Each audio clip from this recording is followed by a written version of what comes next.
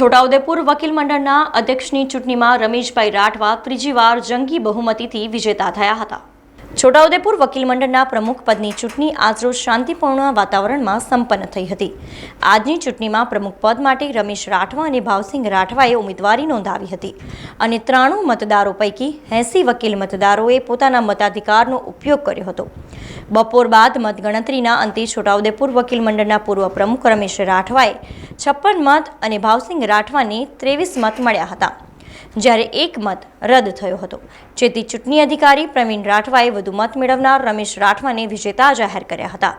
રમેશ રાઠવા સતત ત્રીજી વખત છોટાઉદેપુર વકીલ મંડળના પ્રમુખ તરીકે વિજેતા થતા તેમના સમર્થકોમાં ખુશીની લહેર જોવા મળી હતી।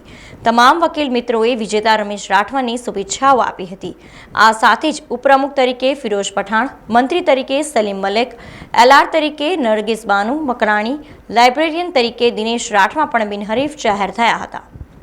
છોટાઉદેપુર બાર એસોસિએશનમાં પ્રમુખ પદ તરીકેની જે ચૂંટણી હતી જેમાં નિવૃત્ત નિયામક ભાવસિંહભાઈ ડી રાઠવાને 24 મત મળેલ છે અને 23 મત મળેલ છે અને આરે રાઠવા હું પોતે પ્રમુખને 56 મતથી વિજેતા જાહેર કરેલ છે।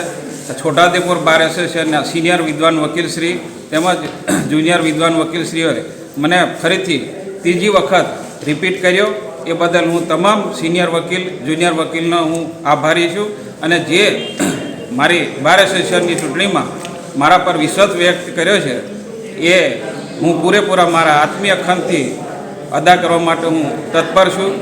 સમાચારોના સતત અપડેટ માટે TNN ન્યૂઝને YouTube પર સબસ્ક્રાઇબ કરી બેલ આઇકોન પ્રેસ કરો અને અમારી સાથે જોડાયેલા રહો Facebook, Instagram અને Twitter ઉપર।